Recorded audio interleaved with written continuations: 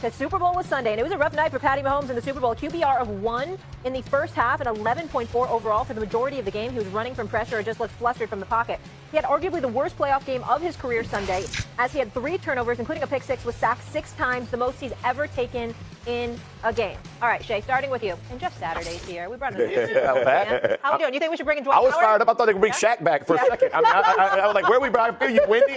Poor Wendy's like, what in the world is going on? Bring Shaq back. Let's make it just a big body, 6 pounds. Let's make it happen. Oh, my gosh. Listen, ain't nobody talking about their game. You're talking about somebody who's healthy enough to run up and down the court, who's always been in shape, is a big body. And you don't need anything from him but 6 fouls. That's it. 6 That's it. That's all I'm saying. He can get us 8 rebounds and about 6 points. I love how y'all I don't know if he can do that. Join together on Wendy. That's my favorite part.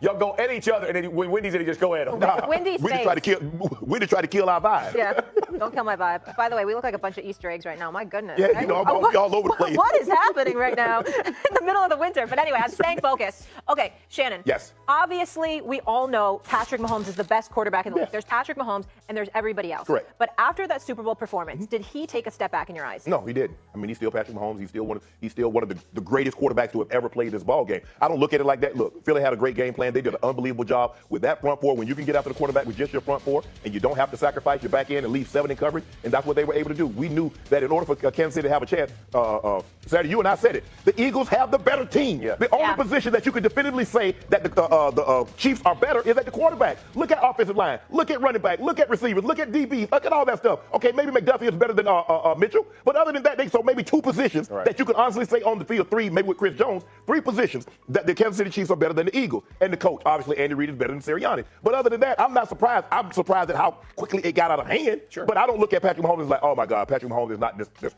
unbelievable quarterback now. I don't look at it like that, Molly. Yeah. Maybe others do, but I still think Patrick Mahomes is the best quarterback. They had a great game plan. They did a great job of executing it, and they made him look bad. That's what happens when you put pressure, regardless of the quarterback. Go back and study history. Yep. Al Davis, and I'm going to turn it over to you guys. He had a famous quote: "The quarterback must go down, and he must go down hard." Yep. And he needed to do it in the first couple of series. Yep. That's exactly what the Eagles did. They humanized him a slight bit, though. Oh, he's been human. Did you not watch Tampa and what they did? Yeah, that's true. This season, you're right. There were a lot of moments this season. They couldn't run the ball. I think just on the biggest stage. When you can't run the ball and you become one-dimensional, and you got a pass rush like Tampa had, like the Eagles had, this is what you get. Yep.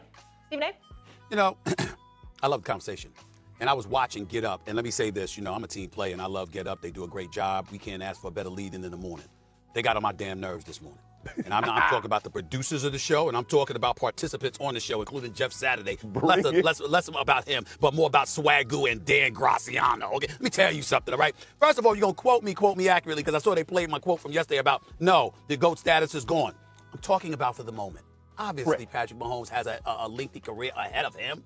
I'm saying for the foreseeable future, Jeff Saturday, because they didn't play that part. For the foreseeable future, the next 2 to 3 years, we ain't going to be having no conversation about no GOAT. Not after what we saw in the Super Bowl. Now, we all know that the destruction that we witnessed was primarily due to the absence of an offensive line that simply didn't show up and had, Patrick Mahomes being suffocated all night long, tap dancing in a pocket like the late, great Gregory Hines, for crying out loud, feeling like he was getting blitzed every time where there wasn't a single blitz coming his way for the entire game. But nevertheless, and I'm going to go to Shannon on this, Shannon has been, when it talks to Joe Burrow and others, talked about turnovers. You talked about protecting the football. You also talked about moments. Well, let's talk about these moments with Patrick Mahomes. He's won 3 Super Bowls. He's a 3-time Super Bowl MVP.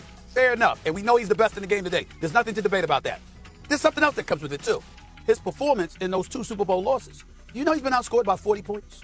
Do you know his numbers are 5 turnovers, 8 sacks, and 0 touchdowns in those 2 Super Bowl losses? I'm talking about before, obviously, before the fourth quarter, this is how bad it was. It's an annihilation. You're talking about an ass kicking. We're talking about Tom Brady losing 3 Super Bowls by a grand total of 15 points. You're talking about the ability of a quarterback to sort of alleviate the damage to some degree. Okay, they got a superior team. Okay, they're pressuring me. All right, we got to run the football more. We've got to diversify what we're going to throw at the opposition. We got to get some first downs here. We got to keep those brothers off the field. We've got to do something to mitigate the kind of punishment that's coming our way. Tom Brady, even in losses, was able to do that to some degree. In other words, keep you in the game.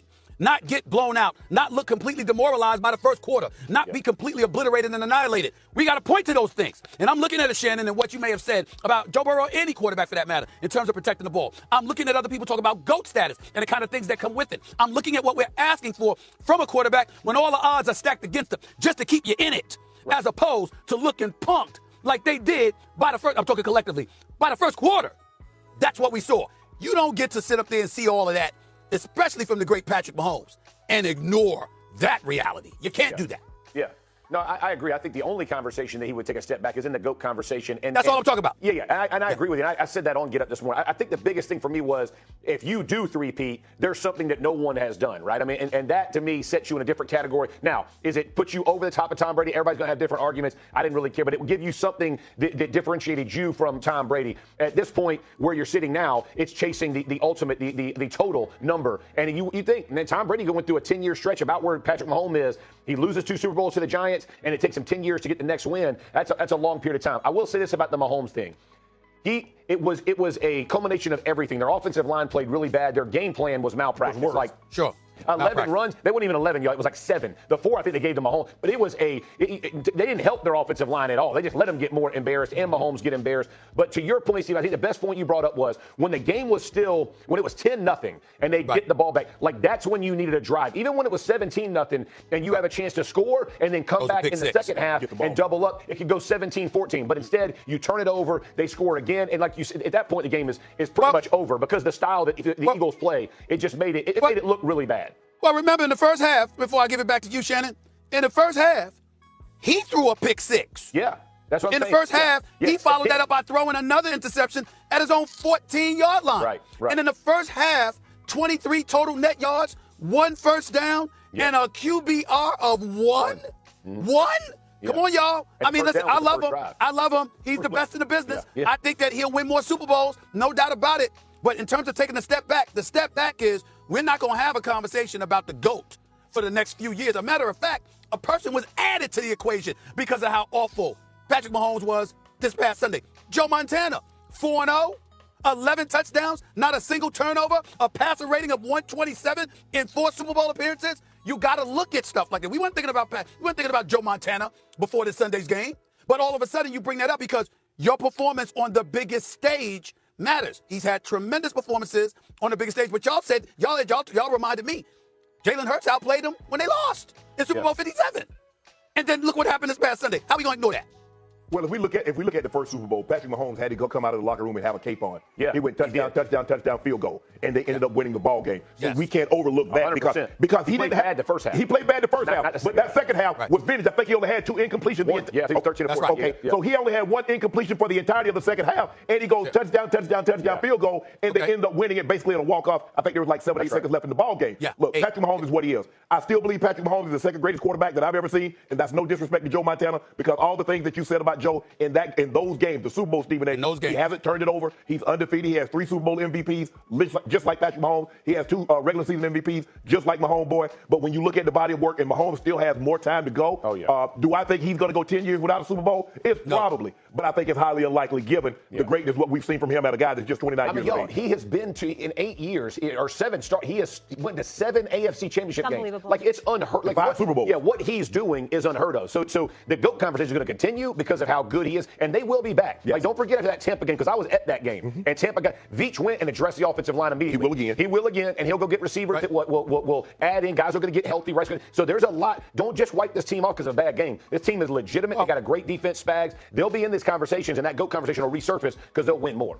Well, a couple of things. Number 1, too, we can't forget Rasheed Rice was out because obviously they've drafted receivers in the first or the second round since Tyreek Hill left. Worthy was on the field. You acquired DeAndre Hopkins. I don't know how he was a no-show. And then, of course, you got Rasheed Rice as well, who will be back, and who knows what else they'll do. But when you bring up malpractice on a part of Andy Reid, that's a different subject. You got to think about Spagnuolo. Listen, 35 points that you gave up the first go-round against the Philadelphia Eagles, and then this game, you gave up 40, even though one could easily argue it was 26 because Patrick Mahomes gave them 14. In the end, though, you look at these question marks on the part of the Kansas City Chiefs, and again, we recognize and appreciate the greatness of Patrick Mahomes. But this ain't about just talking to football players. This is about talking to a fan base out there that love the game of football, that's watching, that talk about this kind of stuff. And the reality is that this is a legitimate conversation because you're talking about Brady. And remember, we weren't saying he needed 7 in order to eclipse GOAT, to capture GOAT status. That would be one thing. We knew he could never capture 7 in one game. Chiefs Kingdom, that one hurt, didn't it?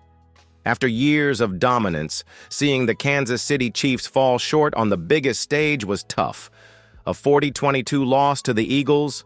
That's not what we expected. From the very start, it felt like something was off. The offense struggled, the defense couldn't make the big stops, and the Eagles took full control.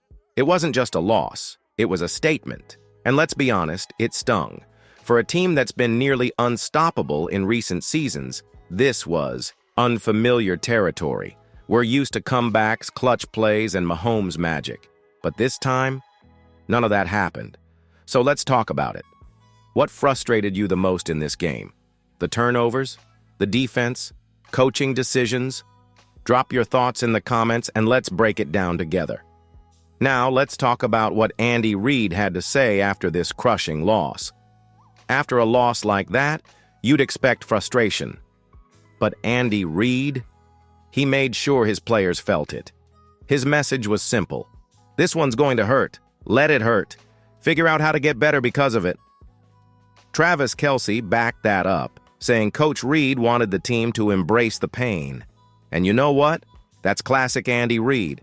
This is a coach who's been through it all. 26 years in the NFL, multiple deep playoff runs, and plenty of heartbreak before finally lifting the Lombardi. He knows that losing at this level is brutal. But Reid didn't blame outside pressure or distractions. No excuses. He put the responsibility squarely on the team. And that's the kind of mindset that builds champions.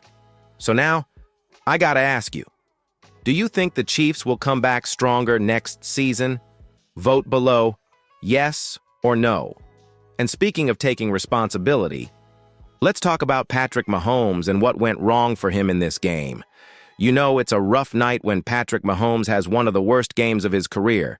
2 costly interceptions, constant pressure, and an offense that just couldn't find its rhythm. This wasn't the Mahomes we're used to seeing under the bright lights. From the very beginning, the Eagles' defense had his number. They collapsed the pocket, forced him into tough throws, and capitalized on every mistake. And those 2 picks? They were absolute momentum killers. The Chiefs rely on Mahomes to be the difference maker, but this time, the magic wasn't there. But let's be fair. Was it all on him? The O-line struggled. The receivers had drops. The defense couldn't get stops. This was a total team failure, not just a Mahomes problem. Still, when your superstar QB has a rough night, it stings even more. So let's debate this. Was Mahomes the biggest reason for the loss, or was it a team-wide collapse? Drop your take in the comments. Now let's talk about something that might have weighed on this team more than we realized. The pressure of chasing history. Let's be real. The idea of a three-peat was exciting. No team had done it in the Super Bowl era, and the Chiefs had the chance to make history. But did that pressure get to them? Andy Reid insists it didn't. He shut down any talk that the weight of expectations played a role in the loss. But when you look at past teams that chased 3 straight titles, the pattern is clear. It's nearly impossible. Injuries, fatigue, and the sheer target on your back make it a brutal challenge. The Chiefs may not have openly talked about it, but you have to wonder, did the hunger and edge that fueled them in past years fade just a little? What do you think? Was the dream of a three-peat too big of a distraction? Vote below. Now, with history behind them, the focus shifts to one thing: bouncing back. So what's next for the Chiefs? Let's talk about it. All right, Chiefs Kingdom, the season didn't end how we wanted. But if there's one thing we know about this team, it's that they don't stay down for long. Andy Reid and Patrick Mahomes aren't built to dwell on failure. They learn, adjust, and come back stronger. But what needs to change? Does the offensive line need upgrades? Should they add more weapons for Mahomes? Or is defense the priority? Drop your thoughts in the comments. What's the biggest fix the Chiefs need for next season? One thing's for sure. This dynasty isn't over. If there's a team that can turn heartbreak into fuel, it's the Kansas City Chiefs. And next season, you better believe they'll be back for revenge.